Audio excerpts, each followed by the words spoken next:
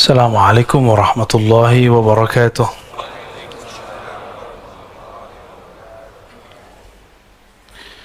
الحمد لله الذي بنعمته تتم الصالحات، والحمد لله الذي رقانا من الظلمات إلى النور. اللهم أخرجنا من ظلمات الوهم والجهل إلى المعرفة والعلم. Coba sama. Bismillahilladzi la yadurru ma'a ismihi syai'un fil ardi wala fis samaa'i wa huwas samii'ul 'aliim. Bismillahilladzi la yadurru ma'a ismihi syai'un fil ardi wala fis samaa'i wa huwas samii'ul 'aliim. Bismillahilladzi la yadurru ma'a ismihi syai'un fil ardi wala fis samaa'i wa huwas samii'ul 'aliim. Na'udzu bikalimatillahi tammati min syarri ma khalaq. نعوذ بكلمات الله التامات من شر ما خلق. نعوذ بكلمات الله التامات من شر ما خلق. وصلى الله على نبينا محمد. Jemaah subuh yang diberkahi Allah, sebelumnya kita membahas tentang wirid, ya, nur yang ada di kolbu. InsyaAllah kita pada pagi ini akan membahas tentang Iqbal dan Idbar. Iqbal, kolbu yang menghadap kepada Allah. Idbar, kolbu yang membelakangi Allah subhanahu wa ta'ala. Ini hikmah nomor 97, kelihatan ya?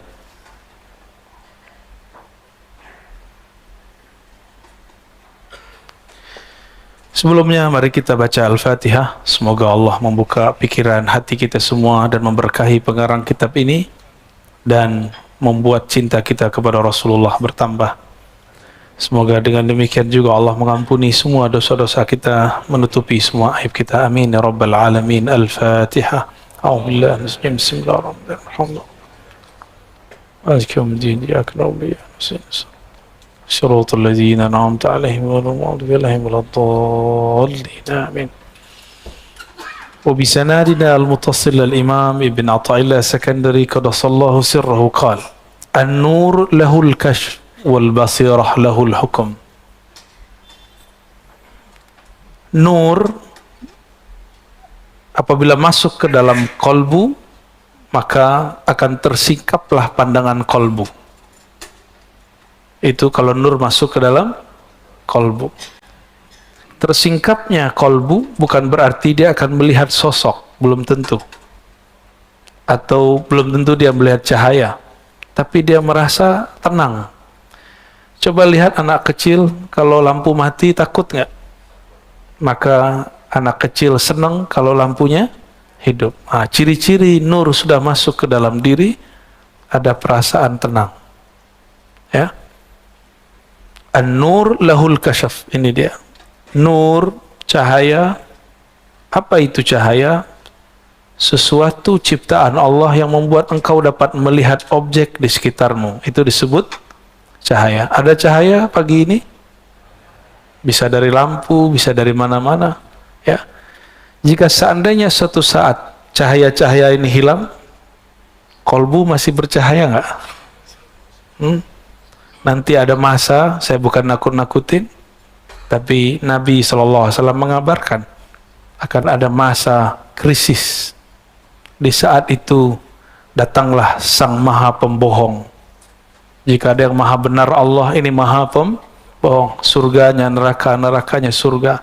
Cahayanya kegelapan, kegelapannya cahaya. Dia menawarkan cahaya palsu. Gimana cara jawabnya? Maka kita harus punya nur yang ini. Nur apakah ini? Nur ma'rifatullah. Nur tauhid kepada Allah subhanahu wa ta'ala. Nur itulah yang tersimpan dalam huruf-huruf yang ada dalam surat Al-Kahf. Terutama 10 ayat pertama dan 10 ayat terakhir. Ya. Beberapa waktu lalu saya menyampaikan, karena perintah guru, menyampaikan kalau kamu mimpi ini sampaikan bahwa saya mimpi sosok sang pembohong itu, bahwa dia sudah tidak dirantai. Sebelum itu saya mendengar seorang yang soleh juga mengatakan, ini ada apa? Riwayat, ada kabar dari Al-Habib Omar, guru dari guru-guru kita semua, Habib dari Habib kita semua. Tapi ternyata sampai hari ini kita belum mendengar bahwa beliau bermimpi seperti itu. Maka saya pun kemudian merevisi dan mencabut syawahid itu, tambahan itu. Tapi mimpi saya tidak cabut. Itu mimpi saya. Ya, yang percaya silakan, yang nggak percaya nggak apa-apa. Ini kan cuma mubasyarat. Intinya bukan di situ. Intinya adalah pesan Rasulullah bahwa setiap nabi mengingatkan umatnya mengenai kedatangan si pembohong. Itu intinya. Jadi jangan gagal fokus, ya. Ya. Kalau salah saya sudah minta maaf, ya. Masa nggak move on juga, ya. Berarti ente emang pengen cari kesalahan aneh banyak, ya. Nggak usah dihitung atu-atu, banyak sekali. Karena lisan ini mahallul khata, ya. Emang tempat banyak salah, ya. Maka kita selalu minta kepada Allah supaya meluruskannya. Amin ya rabbal alamin. Nur itu membuat ada kasyaf. Apa arti kasyaf? Kasyaf itu penyingkapan. Orang-orang banyak menyebut istilah kasyaf, ya. Kasyaf ini terbagi, pertama kasyaf ilahi, kasyaf dari Allah. Ini pasti benar. Kalau wali Allah, para nabi nggak perlu sholat 2 rakaat, langsung masuk ke dalam ruhnya. Tapi orang-orang seperti kita ini perlu dulu mengkondisikan kolbu, sholat dulu 2 rakaat, baru mendapatkan isyarat itu. Maka ada kasyaf yang lain, kasyaf malaki, kasyaf dari malaikat. Ini dengan berkah zikir, nanti malaikat datang membisikkan. Tapi hati-hati, ya, belum tentu malaikat. Siapa tahu sebelum syaitan, nafsi, baru syaitani. Kalau nafsi, tinggal dicek jiwa dia yang mana. Apakah jiwa dia jiwa yang buas atau jiwa yang tamak? Jika isinya duit, makan dan sejenisnya, itu berarti dalam dirinya ada gejolak syahwat duniawi. Jika kalau dia zikir, hancurkan, bunuh gitu, ya, serang. Berarti dalam dirinya ada aib, ada nafs si bayi buas. Tapi jika di dalamnya ada strategi menghancurkan orang secara halus, maka orang ini syaitani. Ciri-cirinya buka aib orang lain, ya, itu syaitani. Maka kasyaf yang membuka aib, membuat perpecahan, ini dari syaitan. Ini dari syaitan, ya. Gimana perasaannya, Pak? Ada orang mimpi kita, tapi dia ngeliat di jidat kita ada lafaz kafir. Perasaan kita gimana?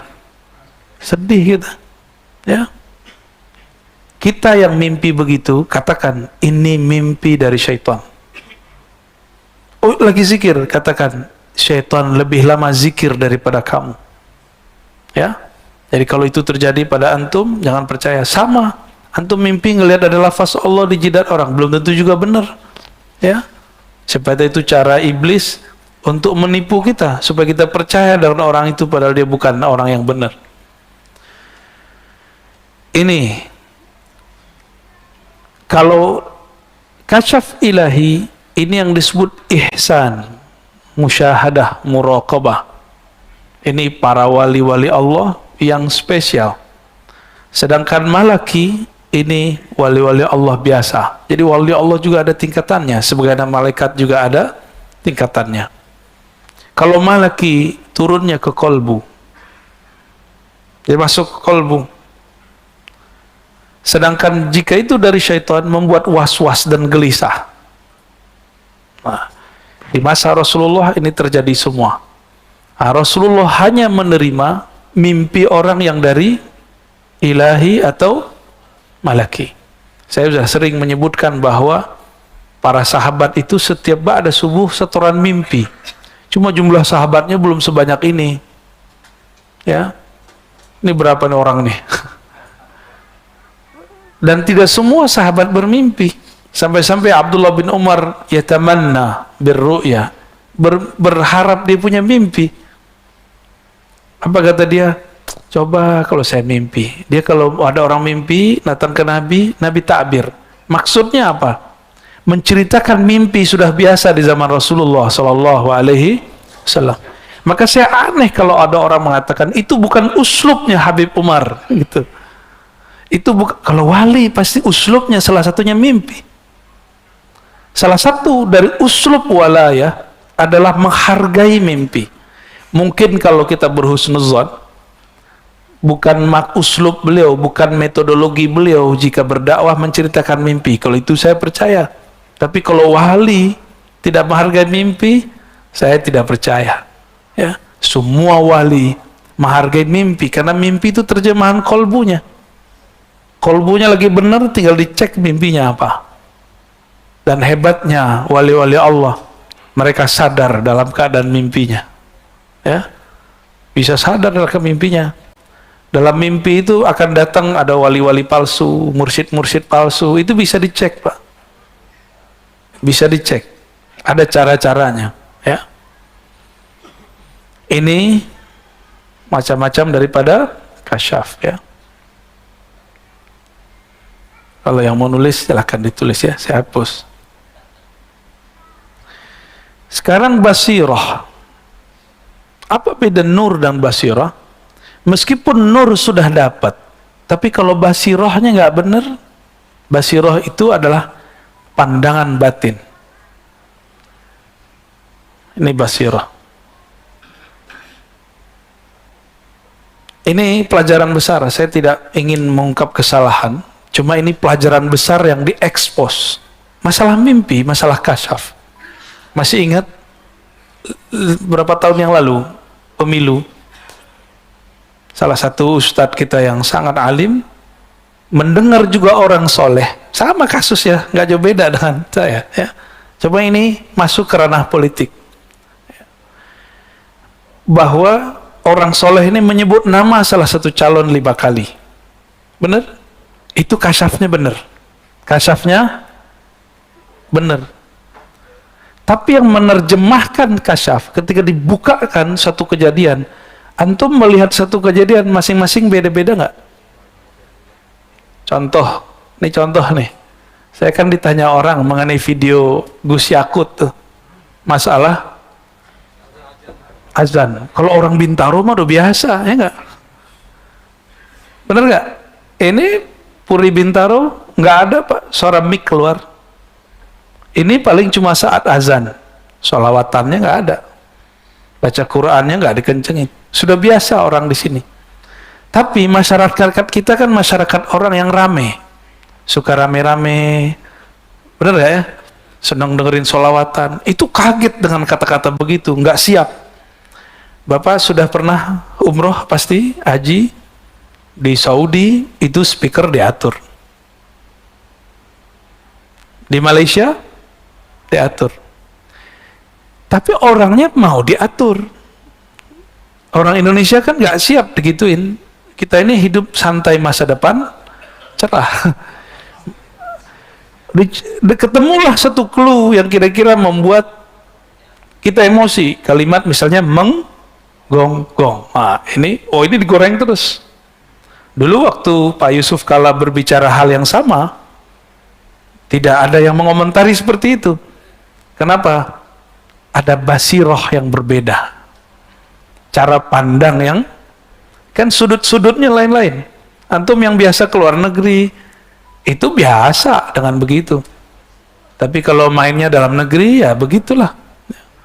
Tapi emang diksinya nggak tahu kok diksinya keluar kata menggonggongnya, itu aja masalahnya ya. Semoga beliau juga merevisi itu ya. Kalau beliau kan orang panglima katanya di Banser kan, Biasanya orang-orang panglima itu mau sportif. Insya, ya. Nah, ini basirah, cara mandang berlain. Ketika dikabarkan mengenai nama calon 5 kali, saya langsung hati saya nolak. Ini nggak benar. Ini nggak benar. Saya nyoblos dia, tapi saya tidak yakin dia yang kepilih. Jadi saya nyoblos orang yang saya yakini nggak pilih, Pak. Aneh kan? Basirah yang ngomong. Tapi kok saya coblos dia juga? Saya juga heran. Ya. Tapi batin ngomong, ini nggak benar. Bukan sekarang. Apakah nanti? Wallahu a'lam. Jadi kasyafnya benar, tapi basirah dalam memahami. Jadi basirah ini boleh kita artikan penerjemah daripada apa yang dilihat. Ini pelajaran semua bagi kita. Dan ini juga terjadi di zaman Rasulullah SAW. Nabi diturunkan ayat bahwa Makkah akan ditaklukkan. Nabi kira itu tahun ayat itu turun. Tahun berapa ayat itu turun? Tahun ke-6. Maka Nabi datang ke Hudaybiyah. Coba lihat ya, antum akan faham kenapa dalam bab politik selalu semuanya amburadul. Di zaman Rasulullah pun hampir begitu. Hudaybiyah ini satu bukit, ada lembahnya juga, sekitar 10 sampai 15 kilo lagi ke kota Makkah, ya. Kota Makkah. Berarti dekat ya. 10 kilo berarti dari sini kemana? Ke Tanah Abang. Nggak nyampe, kejauhan. Pondok Indah. Oke, dekat ya. Sini ke Pondok Indah. Ya, kita tinggal jogging nyampe setengah jam. Berarti kalau mereka teruskan perjalanan, akan terjadi pertumpahan darah setengah jam lagi.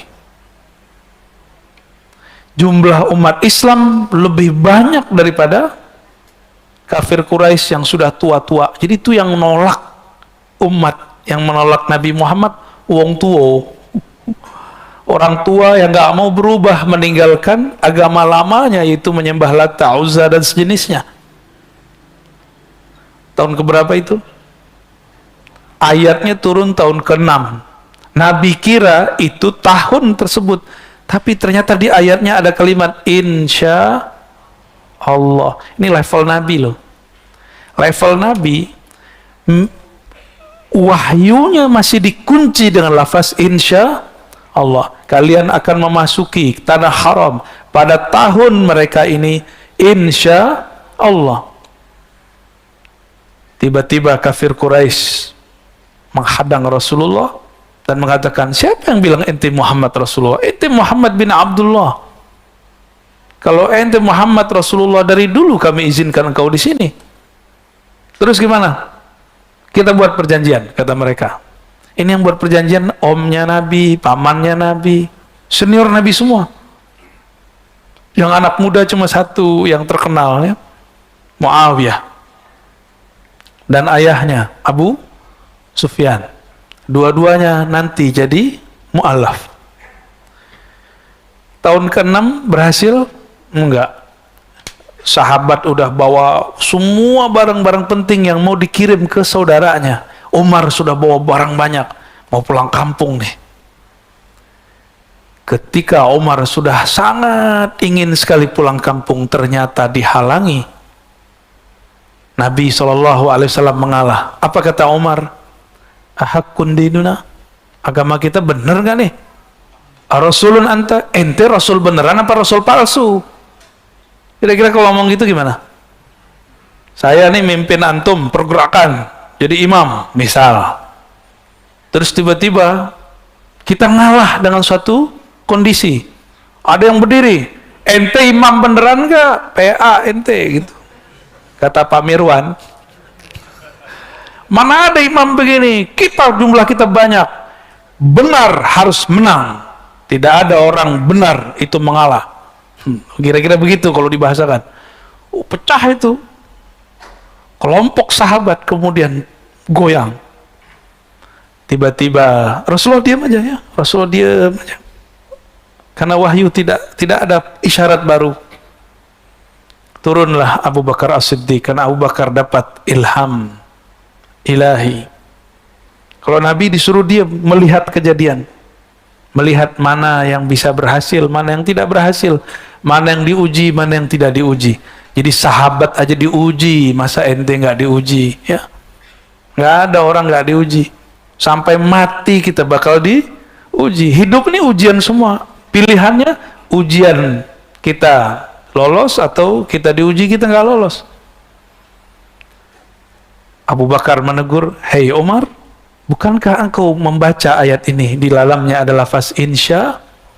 Umar mengatakan, seakan-akan aku belum pernah mendengarnya.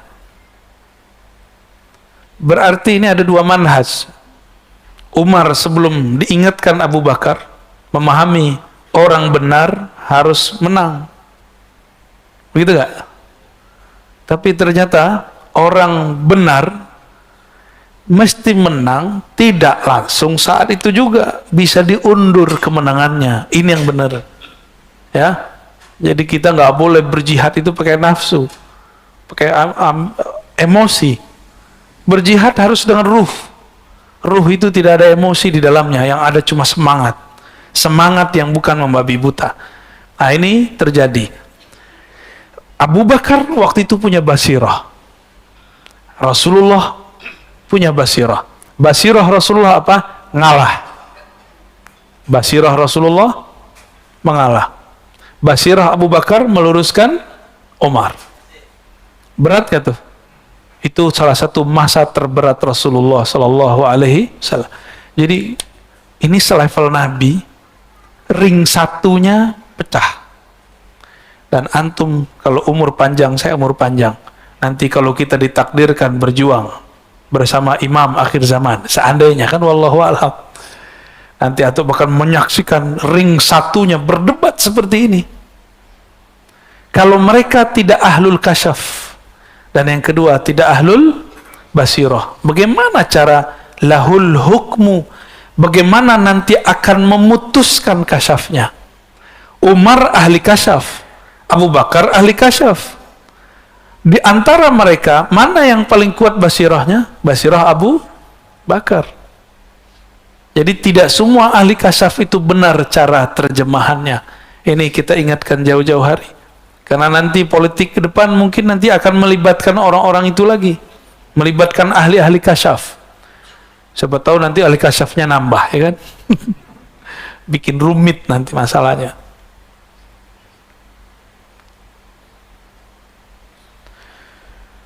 Hukmu artinya keputusan. Memutuskan makna daripada kasyaf, ya. Apa makna yang ada dari kasyaf tersebut? Ini yang akan diputuskan.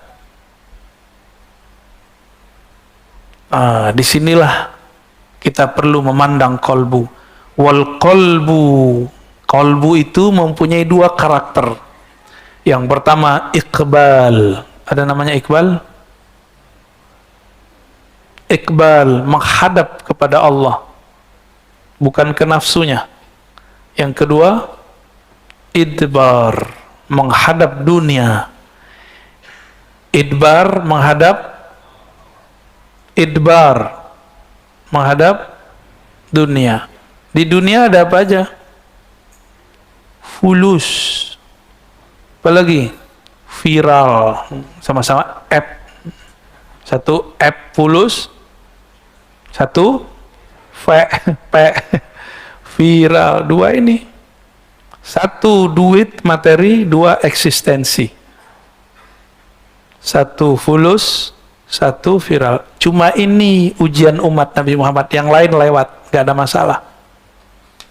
Apa aja ujian umat Nabi Muhammad gak ada masalah. Tapi kalau urusan dua ini kita bisa lewat, ya. Kita bisa hancur.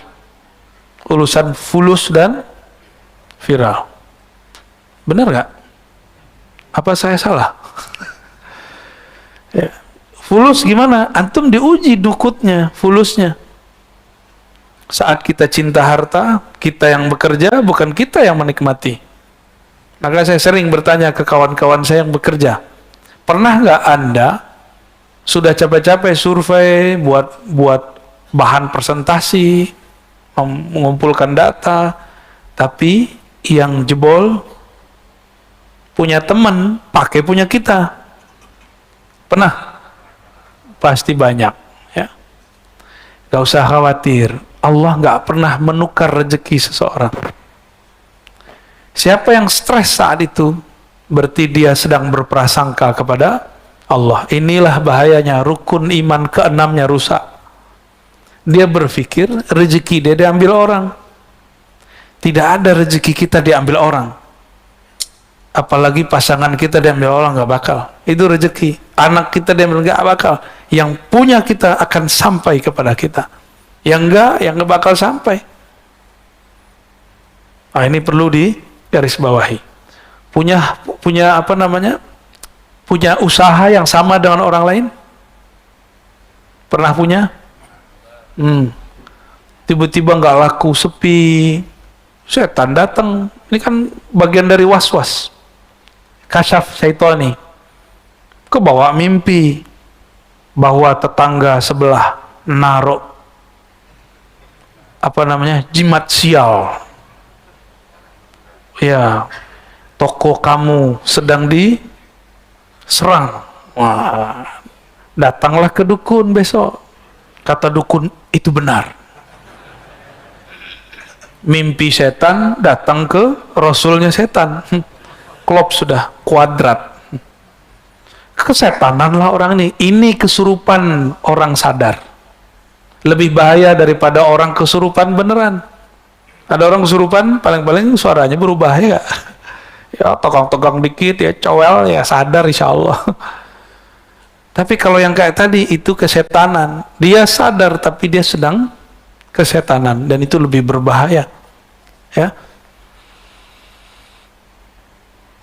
Nah ini teman-teman, ini yang merusak kita nih, fulus sama viral. Materi dan imateri. Cinta harta dan cinta eksistensi. Dua ini yang merusak kita semua. Semoga Allah selamatkan kita dari semua fitnah-fitnah ini ya. Apapun turunan-turunannya. Ya. Iqbal, kalau Iqbal, dia tidak menghadap fulus. Dia menghadap kepada Allah. Nah, kolbunya menghadap kepada Allah. Kolbu inilah yang disebut kolbun zahidun. Kolbu yang zuhud. Kolbu zuhud itu bukan berarti ditawarin durian nggak makan, tapi hatinya pengen, ya Allah, durian ini kayak enak nih. Lagi maaf bang, lagi puasa gitu. Tapi hatinya bukan ini, mulutnya yang ngiler, hatinya yang ngiler. Sering nggak begitu? Antum kalau gitu batalin aja puasanya. Itu sudah berbuka namanya, tapi batinnya. Maka kalau puasa itu lahir batin. Jangan hanya puasa makan minum, kalau itu mah gampang, cukup diet aja. Tapi kalau puasa lahir batin, tidak membiarkan kolbu kita berbuka. Inilah berbukanya kolbu ketika tertarik kepada selain Allah Subhanahu wa ta'ala. Gak apa-apa antum bergelimang harta, gak apa-apa. Mobil ganti-ganti silakan, rumah nambah terus silakan. Ada lagi yang nikah terus. Silakan. Yang penting kolbunya ma'allah, bersama. Bisa begitu? Ya bisa. Sebagaimana sebaliknya, ada orang yang gak nikah-nikah tapi pikirannya jorok terus ya. Ada orang yang miskin tapi dalam hatinya pulus. Ada kan? Ada yang gak terkenal, pengen viral mulu. Banyak kan begitu? Banyak. Tuh yang depan saya banyak banget. Cirinya gampang. Antum posting suatu, seneng nggak kalau di like orang? Seneng. Berarti ada bakat hubul viral, cinta viral. Tapi itu normal ya. Namun kita dituntut di atas normal. Gitu. Jadi jangan hanya menjadi manusia biasa. Jadilah manusia yang di atas kebiasaan. Biasanya jam segini kita tidur, ayo kita bangun gitu. Enakan tidur ya jam segini? Ya. Alhamdulillah. Ini tandanya nurnya sedang aktif. Alhamdulillah. lillah. Kalau nggak ada nur dalam kolbu antum, mana mungkin bisa bangun. Ya, tapi jangan seneng dulu. Basirohnya hidup nggak? Ya.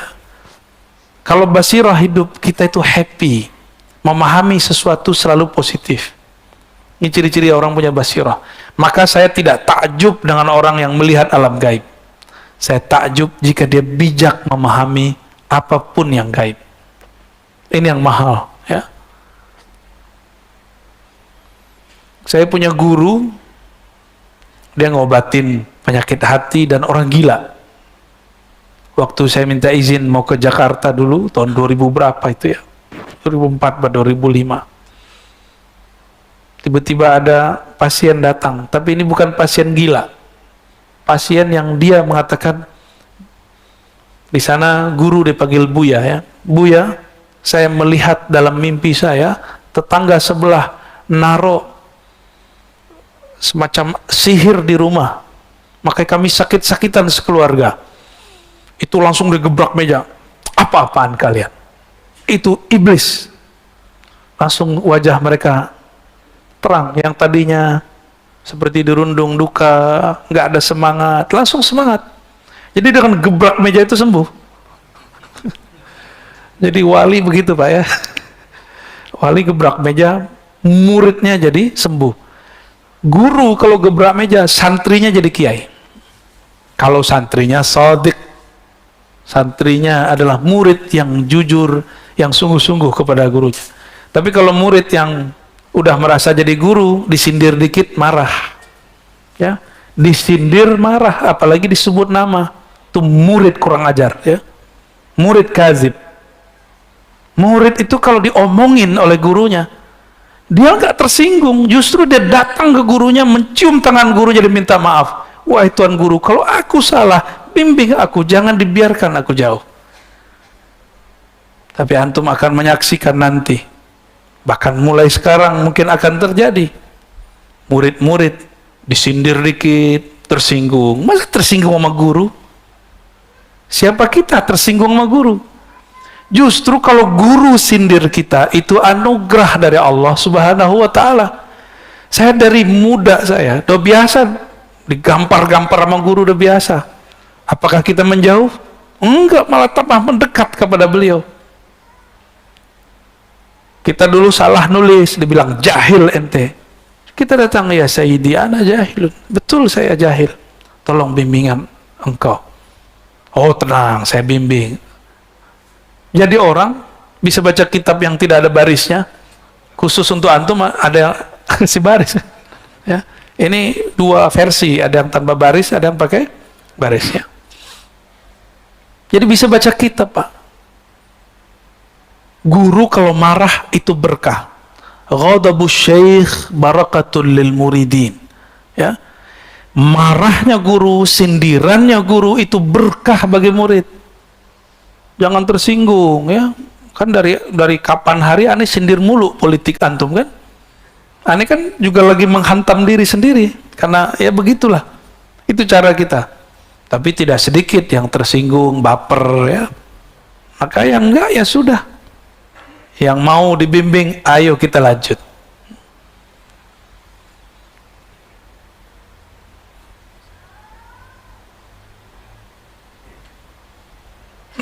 Kita masuk ke hikmah yang ke 58 ya. Mungkin beda kitab akan beda nomornya ya. Nomor kitab ini bukan dari pengarang. Seperti halaman bukan dari pengarang. Ya, nomor hadis bukan dari Imam Bukhari, tapi itu dari penerbit. Maka beda penerbit, beda nomor. Jadi kalau ada orang hafal nomor, hebat. Cuma bukan itu intinya. Inti dari ngaji ini ya mengerti isinya, bukan mengerti nomornya. Bismillahirrahmanirrahim. La tufrihka at-ta'ah. Janganlah membuat senang engkau ketaatan. Maksudnya jangan kamu GR kalau taat. Bisa memberi orang, jangan senang dulu. Ya. Pernah nitip sedekah nggak ke ustadz? Jangan senang dulu, itu beban buat ustadz. Kan ustadz punya hak jadi amil kan, tapi dia nggak ambil. Jadi kalau kita nitip sesuatu kepada orang, jangan kemudian intimidasi dia, karena dia sudah berbuat sesuatu untuk kita, ya. La tufrih katta'ah, jangan kamu GR dengan maksiatmu, merasa girang dengan taatmu. Tadi saya sebut ada nur di hati antum, kan senang kan, Farhan kan, senang, tapi jangan senang dulu. Jangan senang karena itu kita yang bangun, kita yang duduk, tapi senanglah jika ada sesuatu yang lain. Kata beliau, la tufrihka ta'atu li'annaha barazat minka, jangan kamu merasa senang karena taat itu kamu anggap barazat minka, muncul dari dirimu. Bisa baca Quran one day, one juz, itu nasibnya gimana tuh? Masih ada nggak tuh? Hah? Masih? Berapa orang? Dulu 300.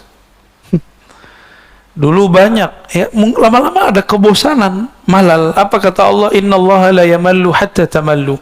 Allah tidak akan bosan sampai kamu bosan. Dan sudah banyak yang kabur kan? Kenapa? Karena cuma membaca. Maka majelis tadi harus di-upgrade biar tidak bosan. Harus ada majelis mengkaji yang dibaca. Gitu ya. Itu usul saya kalau masih punya majelis one day, one juz.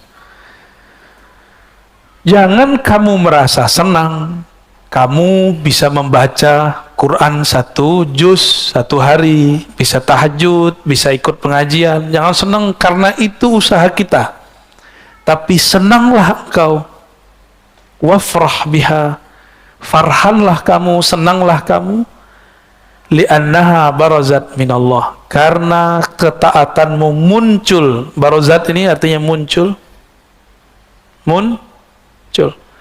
minallah, daripada Allah, ilaika.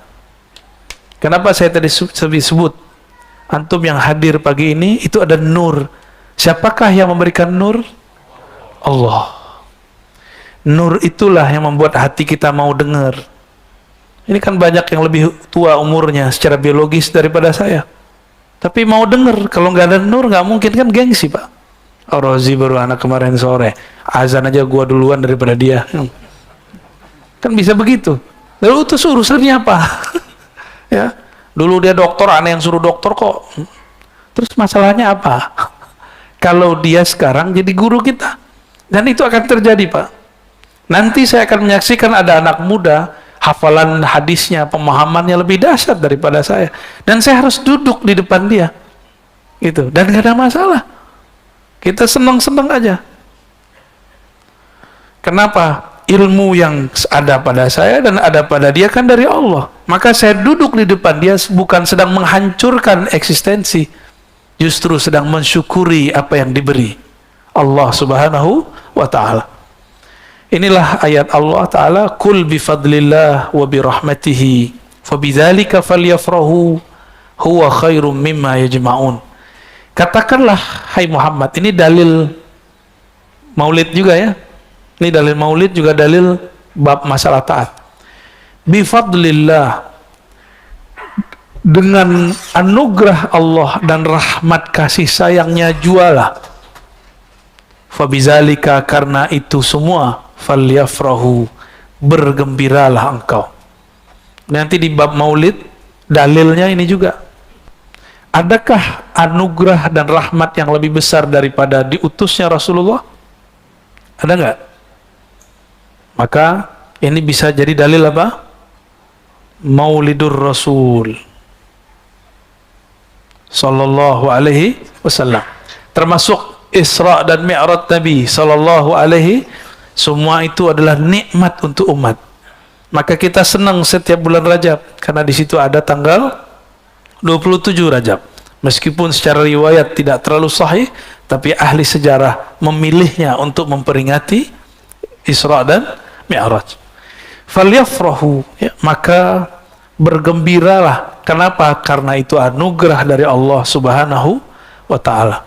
Jadi kita senang salat subuh bukan karena kita bangun, tapi karena kita dibangunkan Allah. Beda tipis ya. Kita senang tahajud Karena bukan tahajud kita, tapi karena Allah membangunkan.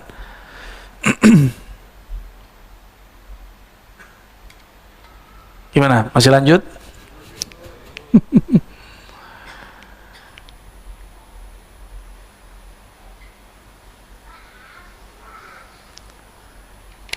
Hikam yang ke-59. Bismillahirrahmanirrahim. Qala qata'as sa'irun lahu wal wasiluna ilaihi an ru'yati a'malihim wa syuhudi ahwalihim. Ini langsung saya kasih clue-nya ya.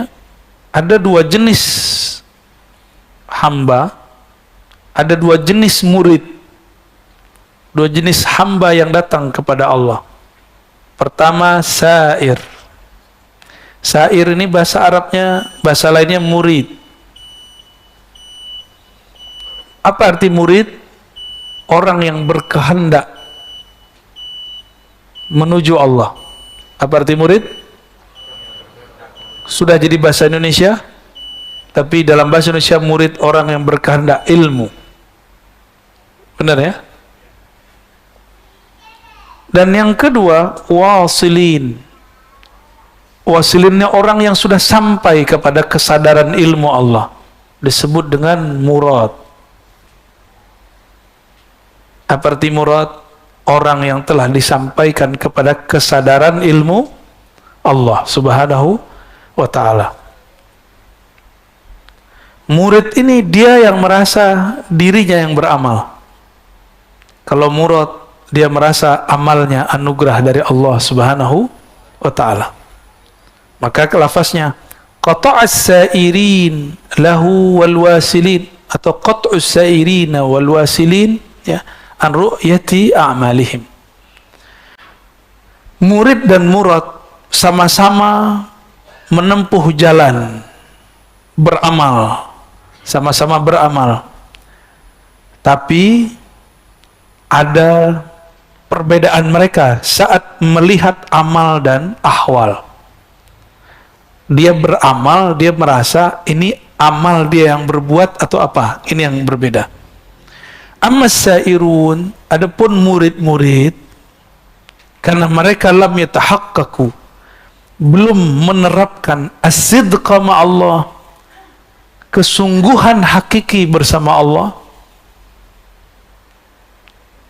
maka mereka merasa merekalah yang berilmu, merekalah yang beramal, merekalah yang zikir. Nanti ngomong, saya sudah zikir kok masih kena COVID,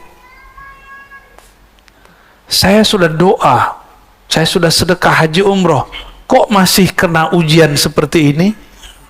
Itu orang-orang begini kegeeran ya, dia ngerasa dia yang beramal. Emang kalau tidak beramal berhak dapat bala? Tega banget ente ya. Jadi orang kalau nggak sholat, nggak sedekah, dia pantas dapat musibah. Emang begitu? Itu kan terlalu tega. Inilah yang diistighfarkan oleh Imam Sari Sakti yang saya ceritakan juga di sini ketika Risalah Al-Qusyairiyah. Beliau punya toko di pasar, karena beliau ini wali Allah. Di tokonya ada malaikat-malaikat penjaga. Jadi apa aja aset dia dijaga Allah. Bukan hanya murid yang dijaga Allah, tapi aset dia dijaga oleh Allah. Ini Imam Sari Sakti. Imam Sari As-Sakti dikabarkan oleh muridnya. Dulu kan belum ada berita ya, belum ada YouTube, belum ada TV. Ya, belum, jadi ada kalau ada apa namanya ini kebakaran segala macam itu gak ada yang ngabarin kecuali manual. Datanglah muridnya terburu-buru mengatakan, wahai tuan, syekh, semua toko terbakar kecuali toko ente. Kata dia, alhamdulillah, emang gua wali. Dalam hatinya. Itu perasaan bener gak tuh? Tapi secara zahir benar ya, kita semua orang kena, kita enggak. Kita baca apa? Waktu zaman banjir di Jakarta, teman saya bilang, alhamdulillah semua rumah banjir kecuali rumah saya di komplek. Tega bener tuh dia ngomong alhamdulillah. Tapi secara zahir kita baca alhamdulillah ya. Secara zahir nggak ada salah. Kata orang nih, orang soleh nih. Dia ketika nggak kena banjir, dia baca alhamdulillah. Tapi kalau dia punya nur kewalian dalam dirinya, pantas nggak dia bersenang hati, bersyukur di saat semua orang tersungkur? Pantas nggak dia mengatakan alhamdulillah di saat semua toko terbakar, kecuali toko dia? Kayak gitu, ya. Dikit-dikit bedanya ya, antara wali sama wali PA. Maka saya tidak percaya meskipun digimik nih pergerakan Islam, tapi isinya kebencian, senang ketika ada orang kena musibah, senang ketika ada orang yang mendapatkan mafasid, kerusakan. Dia mengatakan, tuh laknat ente kualat, karena ente habis giniin guru kita. Itu bukan Islami, meskipun yang ngomong pakai baju-baju Islam. Emang ada baju Islam ya? Itu baju Islam atau baju Ahok? Hah? Baju koko kan? No, baju Abu Jahal Pak Abu Thalib? Ya juga ya. Allahumma salli ala. Ammal wasilun, adapun orang yang wasil. Apa arti wasil tadi? Yang murad, yang disampaikan Allah.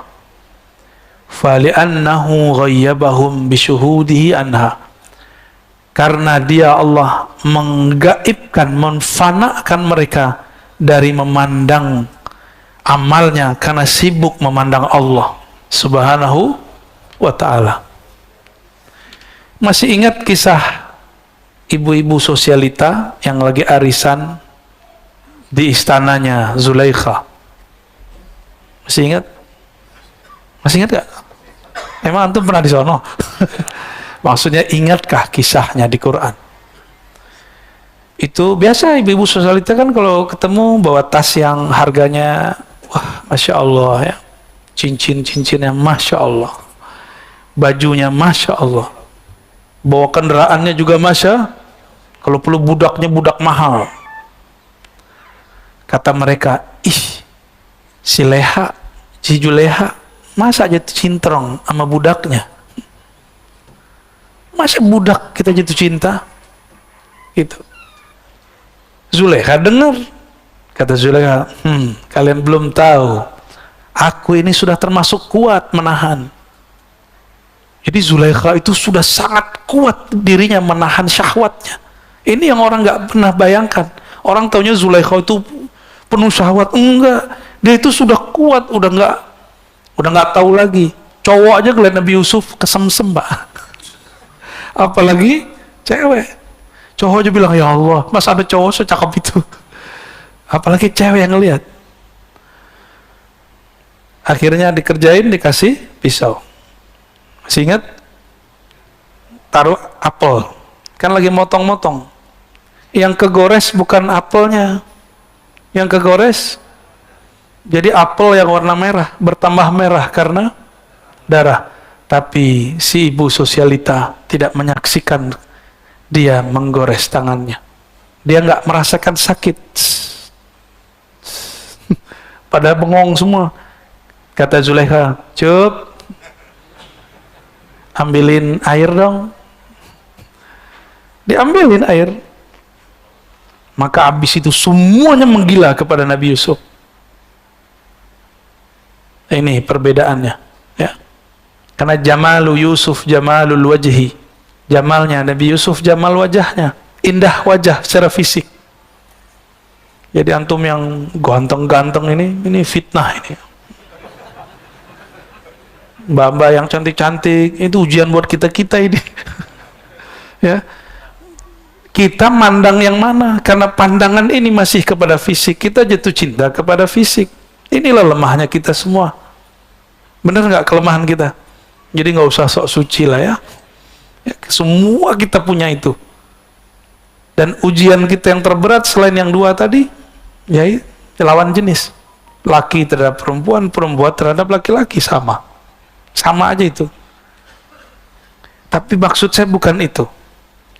Jika ibu-ibu sosialita yang cantik, yang rapi, mereka bisa tidak merasakan sakitnya menggores tangannya.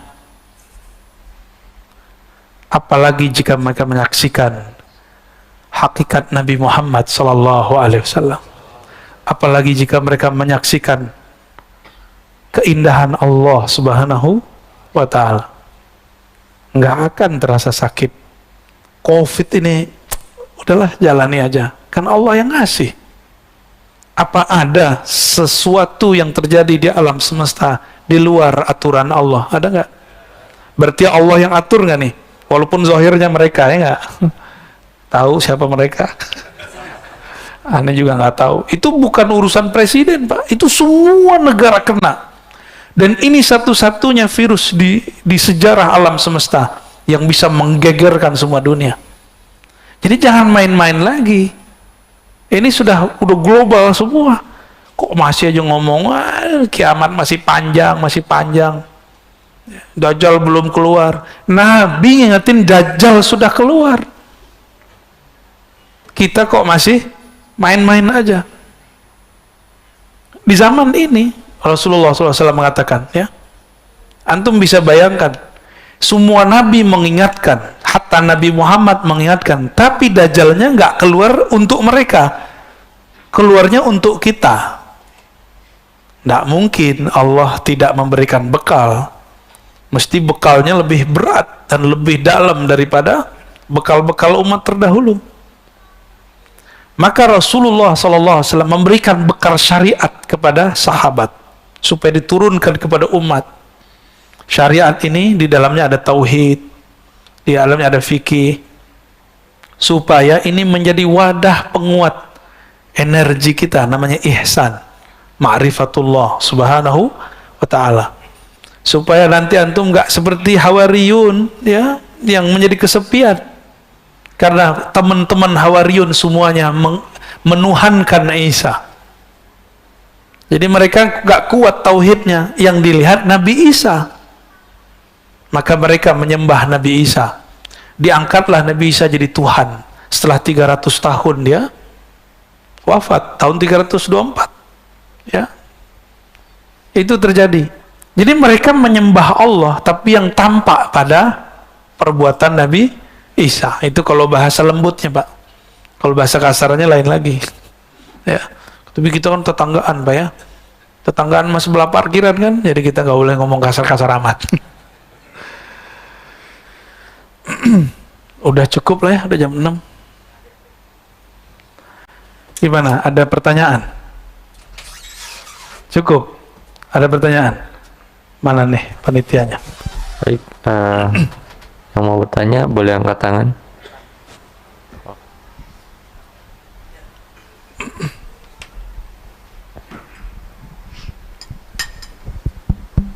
Assalamualaikum warahmatullahi wabarakatuh. Sebelumnya mohon maaf Buya, izin saya bertanya dan komentarnya mengenai kasab dan basiroh tadi. Pada satu ketika saya diperlihatkan diri saya sendiri, Buya. Diperlihatkan seolah saya keluar gitu, nggak tahu lah, nanti Buya bisa terjemahin. Lalu saya diperlihatkan pikiran saya, diperlihatkan kalbu saya yang semeraut banget gitu, nggak karuan. Nah, tapi itu jangka waktunya nggak begitu lama. Lalu saya tersadar, dan saat itu saya ya sulit untuk menerjemahkan. Yeah. Tapi yang jelas ya kekotoran diri saya sih yang saya tangkap, kotoran pikiran saya dan kolbu saya. Demikian. Assalamualaikum warahmatullahi wabarakatuh. Assalamualaikum warahmatullahi wabarakatuh. Itu turunan dari ayat wa fi anfusikum afala tubsirun. Surat Zariyat. Di dalam dirimu apakah engkau tidak memandang? Maka Allah kasihlah pandangan, visualisasi. Dan tidak semua orang kayak Bapak ini. Jadi ada orang yang imajinasi gambar. Ada yang cuma warna, ada yang cuma rasa, ada yang cuma suara. Kebetulan Bapak dapat visual gambar. Nah, dalam hal ini, jadi kasyaf itu ada yang melihat, matanya pejam tapi dia melihat. Ada yang mendengar suara, itu Nabi Musa. Ada yang cuma merasa. Ada yang lengkap, melihat, merasa, mendengar. Itulah Nabi Yuna Muhammad sallallahu alaihi wasallam. Sayyidina Umar mendengar. Jadi sebenarnya dulu ada calon selain Umar, tapi dia murtad. Jadi dia juga mendengar apa yang lagi dengar. Apa kata dia? Kalau gitu doang mah gampang jadi nabi. Jadi orang-orang yang kemampuan kasyafnya tinggi belum tentu selamat. Nih hati-hati. Orang yang bisa berselancar di alam gaib belum tentu dia selamat. Siapa tahu dia jumawa. Dia ngerasa dirinya lebih sakti. Itu kan tipuan-tipuan aja. Kita punya guru kita bilang, doain saya nak, budain pakai air. Antum ketipu di situ, terus ngerasa sakti. Antum nanti punya guru bilang, oh kalau rukyah sama dia aja, jangan sama saya, dia lebih keren. Guru ngomong begitu, itu ujian. Antum nanti merasa lebih sakti nggak dari guru? Oh kalau nanya begitu-gitu sama dia aja nih, baca kitabnya bagus. Dia lebih banyak baca kitab daripada saya. Itu kan ngetes aja. Ngerasa jumawa nggak? Ngerasa pinter nggak di hadapan guru? Tinggal cek aja sebulan 2 bulan masih semajelis nggak sama gurunya. Ya, ngeceknya gitu Pak. Dan itu perintah. Jadi guru kalau ngomong gitu diperintah, ilham di kolbunya. Ini murid harus dicek. Linabluwakum ayyukum ahsanu amalah. Dia benar nggak dia berguru kepadamu? Dia murid yang sungguh-sungguh atau murid palsu?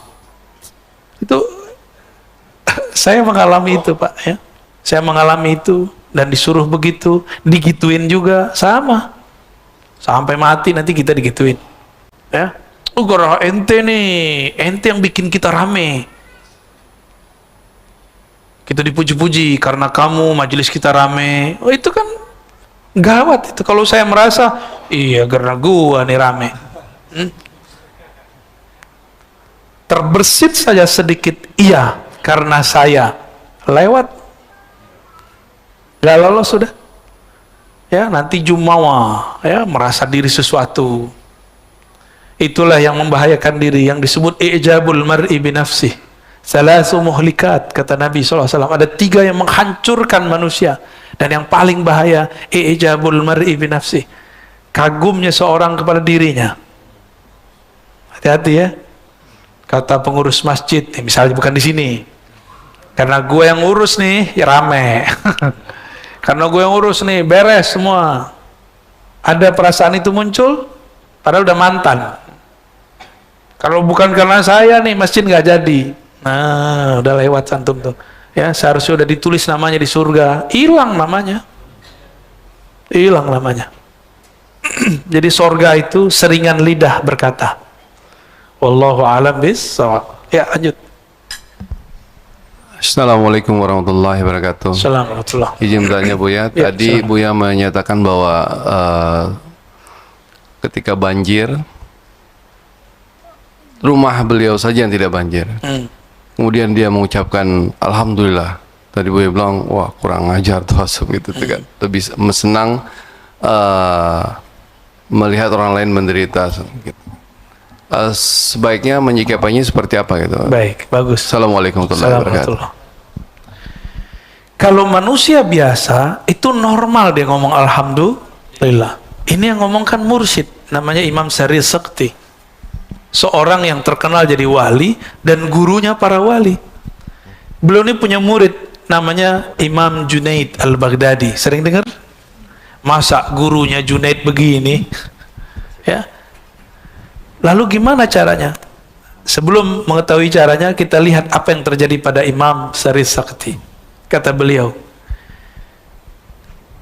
Inni astaghfirullah tabaraka wa ta'ala 30 sanah min qawli alhamdulillah. Aku minta ampun kepada Allah 30 tahun lebih karena aku dulu salah menempatkan alhamdulillah. Jadi zikir itu mirip dengan kayak komposisi bangunan, nggak boleh salah pasang. Dia masangnya harus benar. Alhamdulillah itu di saat apa? Di saat kita bersyukur senang hati bersama. Masa ada pewaris Rasulullah dia bahagia di saat umat tidak bahagia? Jadi yang harusnya dilakukan, dia mengatakan inna lillahi wa inna ilaihi rajiun. Lalu dia datang ke tokonya, dibagi-bagikan semua yang bisa dibagikan. Itu seharusnya. Maka Imam Sarri kalau ingat dia malu, ya Allah, malu. Ini yang disebut dalam ungkapan ulama-ulama ahlu ma'rifat. Apa kata mereka? Antum pasti pernah dengar kalimat ini. Amal soleh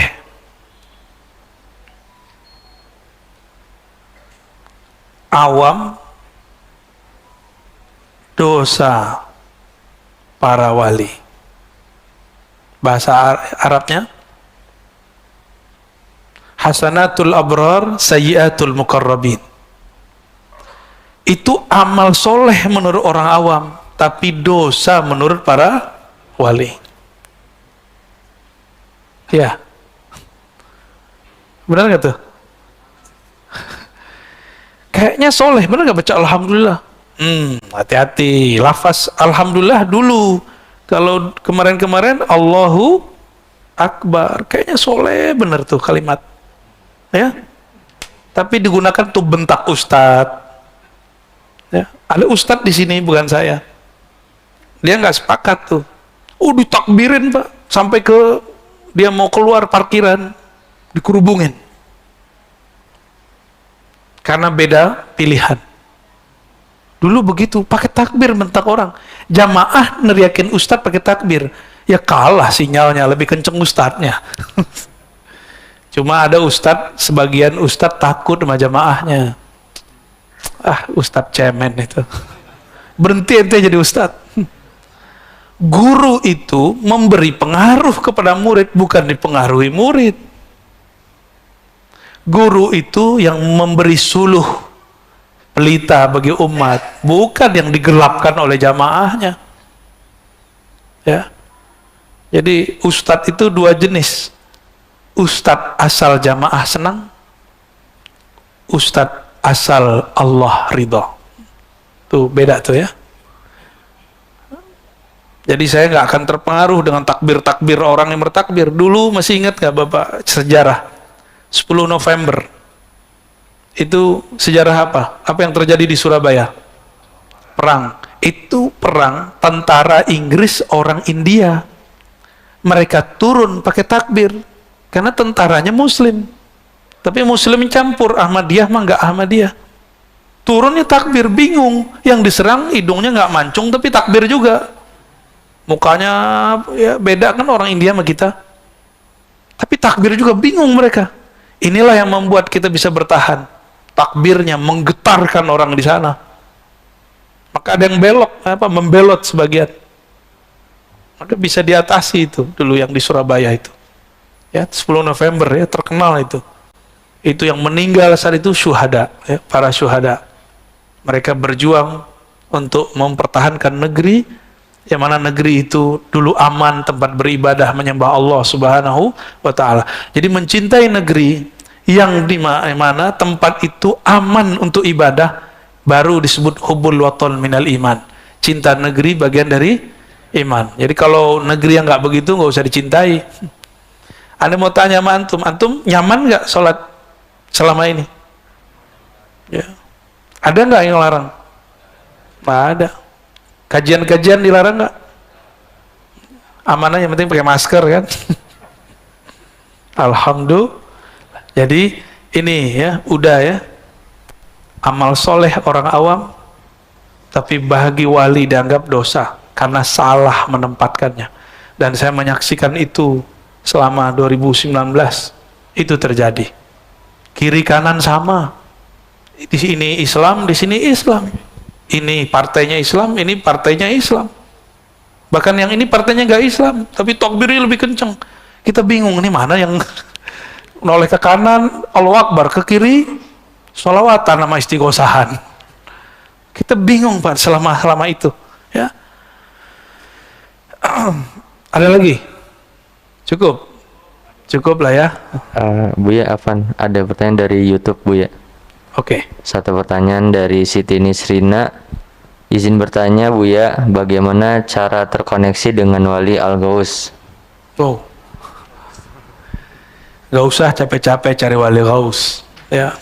Wali Ghaus itu adalah poros wali di alam semesta. Caranya gampang. Poros diri kita di mana? Temui poros dirimu, engkau akan menemui poros alam semesta. Allah memandang ke dalam diri.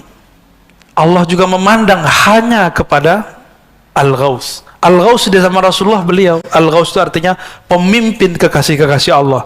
Di zaman Rasulullah hidup, beliaulah Al-Ghausnya. Ketika beliau wafat, diteruskan oleh sahabatnya Abu Bakar, Umar, Utsman, Ali, terlalu zuriat Rasulullah SAW. Ya, ada yang zuriat ruhani, ada yang zuriat secara nasabi. Nasabnya zuriat Nabi. Ada yang enggak. Dia bukan zuriat Nabi, tapi rohaninya selalu memandang Allah. Al-Ghaus itu kolbunya detik per detik pandang memandang dengan Allah. Dan itu bukan saya, ya. Kalau saya Al-Gosong, bukan saya. Jadi Al-Ghaus, wali Allah yang Allah turunkan rahmat di kolbunya, itu artinya Ghaus. Karena Allah selalu mandang kolbunya. Selama orang ini hidup di dunia, dunia masih ada. Jadi kapan dunia kiamat kalau sudah tidak ada kekasihnya yang dia pandang memandang dengan Allah Subhanahu wa ta'ala. Inilah makna wa ma khalaqtul jinna wal insa illa liya'budun. Alam semesta, jin manusia, langit bumi itu cuma diciptakan untuk menyembahnya, memandangnya. Ihsan, engkau beribadah seakan memandangnya. Jika orang ini sudah nggak ada, tunggu waktu hancur. Jadi nggak usah khawatir, ya. Temuilah, lihatlah, pandanglah poros dirimu, maka engkau akan menemui poros alam semesta. Insya semoga Allah memberkahi kita semua. Astaghfirullahaladzim, astaghfirullahaladzim. Allahumma rahmanir rahim, ya karim, ya azim, ya alim, ya alim, ya ghaffar. Ya Allah yang maha mengetahui, yang maha khabir, yang maha mengerti semua dosa-dosa kami. Ya Allah, kami menutupi semua dosa kami dengan kesolehan-kesolehan palsu. Ampunkan dosa kepalsuan ini ya Allah. Ya Allah, di mata kami banyak dosa, di telinga kami banyak dosa, di lisan kami apalagi ya Allah. Sekarang di zaman ini jari-jari kami pun ikut banyak berdosa. Allahumma ya Allah, meskipun dosa kami menggunung, menjulang sampai ke langit-Mu, tapi rahmat-Mu lebih luas, bahkan seluas arasy-Mu. Maka dengan keluasan rahmat kasih sayang-Mu ya Allah, tutuplah semua aib kami. Tutuplah aib kami di hadapan-Mu ya Allah. Jangan pandang kami sebagai hamba yang bermaksiat ya Allah. Allahumma ja'al sayyiatina sayyiat man ahbabta. Ya Allah, jika kami terjebak maksiat, jangan kami dianggap orang yang durhaka ya Allah. Jika kami tersesat, jangan biarkan kami tersesat ya Allah. Tarik kami ke jalan Engkau ya Allah. Paksa kami kembali ke jalan-Mu ya Allah. Allah marzuqnal iqbal fi qulubina. Ya Allah, berikan kami iqbal, menghadap hanya kepada Engkau di dalam kolbu kami. Ya Allah, jadikan kolbu ini mentalak dunia sebanyak-banyaknya, sehingga dia tidak memandang lagi kepada dunia. Ya Allah, jika Engkau izinkan kami berjuang, berjihad di akhir zaman, takdirkan kami membersamai kekasih-Mu Al-Imam Al-Mahdi. Selamatkan kami dari fitnatul Dajjal. Selamatkan kami dari sosok yang berbohong atas nama-Mu, yang berbohong atas nama Nabi-Mu, yang datang membawa siksaan kepada kami. Ya Allah, jangan sampai kesengsaraan yang dia datangkan itu membuat kami lupa kepada Engkau. Allahumma ya Allah ya Rahman ya Rahim ya Azim. Nabi-Mu mengabarkan kami masuk surga bukan karena amal kami, tapi karena kasih sayang Engkau kepada kami. Maka dengan kasih sayang-Mu itu ya Allah, siapapun yang hadir pagi ini ya Allah, pandanglah kami dengan kasih sayang-Mu, pandanglah kami dengan pandangan ridha-Mu, izinkan kami mencium bau surga-Mu, izinkan kami memandang-Mu, memandang Rasul-Mu di sorga Firdaus yang sangat kami rindu. Ajirna minan nar ya Allah, ajirna minan nar ya Allah, ajirna minan nar ya Allah. Bebaskan kami ini ya Allah dari siksa-Mu, dari kemurkaan-Mu, dari neraka-Mu. Allahumma ya Allah, jika Engkau ingin menyiksa kami, kami pantas disiksa. Kami banyak dosa dan pantas Engkau buang. Tapi ya Allah, jika Engkau merahmati kami, Engkau lebih pantas merahmati kami. Rahmat-Mu lebih luas dari kemurkaan-Mu. Farhamna jami'an. Maka rahmati kami yang hadir, yang mendengar, yang tasdik, yang ingin datang kepadamu. Ampunkan masa lalu kami, tutupilah semua keburukan kami, jemputlah kami ke jalan-Mu. Rabbana atina fid dunya hasanah wa fil akhirati hasanah wa qina adzabannar wa khtim lana bi husnil khatimah ya Allah biha ya Allah biha ya Allah bi husnil khatimah. Wa sallallahu ala sayyidina Muhammad walhamdulillahi rabbil alamin. Subhanakallahumma wa bihamdika asyhadu an la ilaha illa anta astaghfiruka wa atubu ilaik. Assalamualaikum warahmatullahi wabarakatuh. Silakan sholat.